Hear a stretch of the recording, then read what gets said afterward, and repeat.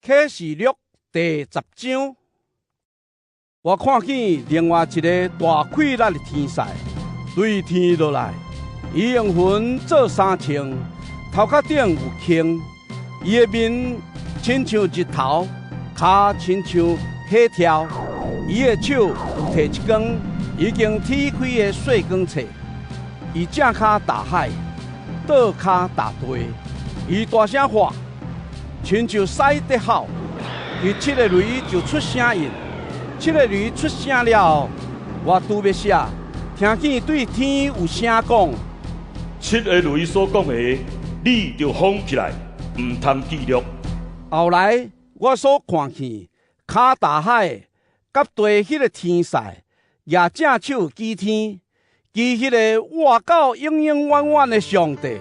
就是创造天甲天顶的物，地甲地上的物。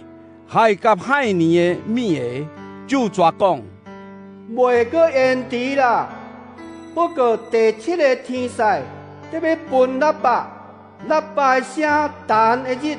上帝对伊的奴仆先知所宣告的奥妙会实现。后来我前所听见对天来迄个声，搁一遍对我讲：你去摕脚踏海甲地，迄个天使手中迄根铁开的册。我就去天使遐，叫伊将迄根细光册互我。伊甲我讲：你摕去，食落去，伫腹肚内会苦，毋过伫喙内会亲像蜜遐尼甜。我就对天使手摕迄根细光册来食，喙内果然亲像蜜遐尼甜，毋过吞落去腹肚内就变做苦。天使阁甲我讲：你着阁宣布上帝关系真侪民族、邦国、语言甲君王的预言。